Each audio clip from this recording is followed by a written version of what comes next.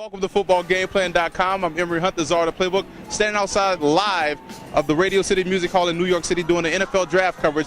Check out soon. We're going to do a lot of interviews with a lot of fans, get a lot of good feedback. So join us and as we do this draft in and out. We're sitting here with Patrick, I'm guessing an Eagles fan, right? I asked you a couple of questions. Number one, who would you like the Eagles select in this draft and why? Well, the way I look at it is this. As long as they select somebody on the defensive side, I'm happy. Don't go offensive line first. Actually, don't go anybody on offense first. Just anybody on defense. And even if they want to trade up, maybe to get a better pick, maybe get Eric Berry earlier on in the rounds, but anything like that would be good. Because we know Andy Reid has a habit of selecting offensive tackles, linemen in the first round. So you want them to go defense. What's a player that you want them to select first and foremost, or that you won't boo the pick? But I won't boo the pick. Well, let's see. I'm trying. No Taylor Mays. No, not Taylor Mays. I don't really think he's going to be good, but he's questionable. Questionable. Okay. I'm trying to think. I don't know. A safety or cornerback? Anybody? I would like them to trade up. I would really like them to trade up and get an earlier pick. Like I said, Eric Berry would be off the charts. That'd be great. Okay. Just as long as it's nobody on offense, especially in the offensive line. I know people are talking about maybe we should get somebody on the offensive line, but I don't think it's going to work. And I also heard a rumor about Tim Tebow. That would be the stupidest thing I've ever seen in my entire life. Not get hurt back. No Tebow in this round in this Eagles draft, right? Definitely not. I would hope not, at least. Another question. Eagles history. Most people know about the big name players like your Donovan McNabbs, your Reggie Whites, your Eric Allens. What's a player that you think that has been overlooked, that was a great Eagles player that's been overlooked that you think should deserve some credit? Who would you like to give a shout out to? I'd have to say fullback Leonard Weaver. Leonard Weaver. I think he's phenomenal. He can run the ball. He can do it all. I'm glad they gave him an extension, and I think he's definitely a good asset to the Eagles. All right, well, you heard it here first. Leonard Weaver is the most underrated player in Eagles history, according to Patrick right here, the fan out here with my man Youssef. Big Steelers fan, as you can see. Your question is, who do you think the Steelers should go with in this first round?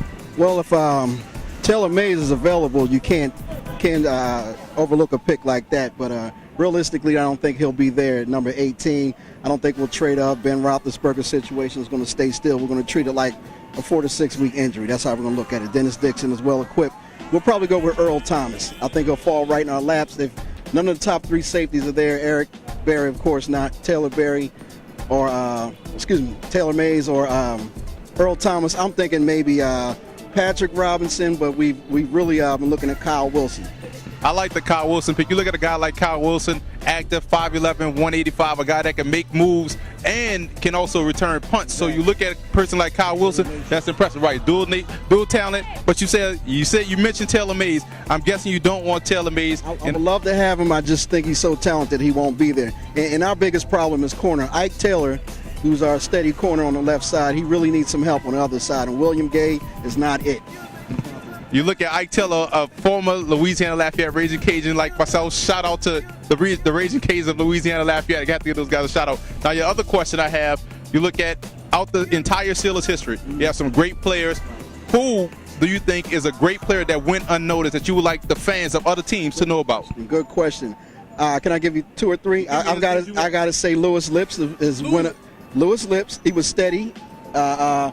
Retired from football, came back and got about another 50, 60 catches. Merrill Hodge played any position you wanted him to play. He was very underrated. He should have been more highly touted. Should have got more carries in the Steelers' dark ages, as I call it. And I'll give you one more player. Oh, man. Now, Louis Lips is a good one because Louis Lips is from my hometown, New Orleans. So big shout out to New Orleans. John Banaszak. Wow. I can go all day. J.T. Thomas never got his due. Mike Wagner was one of the hardest hitters ever. Never got his due because he's around a bunch of Hall of Famers and future Hall of Famers. Right. Y'all here with my man Youssef at footballgameplan.com and outside the NFL draft. Still is at YouTube.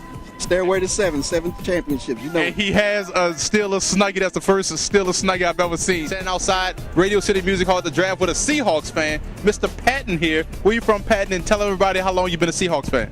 I'm from Seattle, and I've been a Seahawks fan as long as I can remember.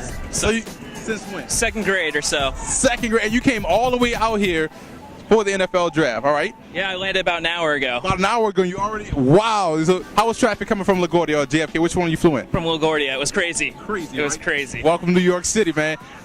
Big question. Your question is, as at the draft, who would you want the Seahawks to draft and why? I want them to take Eric Berry at 6 and Des Bryant at 14. I think we need playmakers, and people want the offensive line, but I have faith in Alex Gibbs, our offensive line coach that we got. So I think we need playmakers across the board. Eric Berry and Des Bryant, I think, are the best 2 playmakers available. And if you guys come away with those 2 playmakers, that's an impressive draft. You guys could really shut it down in the first round. This is one of the deepest drafts ever, where you can get quality tackle help or guard help in the later rounds. So I think that's important. That's a good 2 picks for you. Now, as a Seahawks fan, everyone knows the big names. You know, everybody knows Steve Largent. Everybody knows Jim Zorn.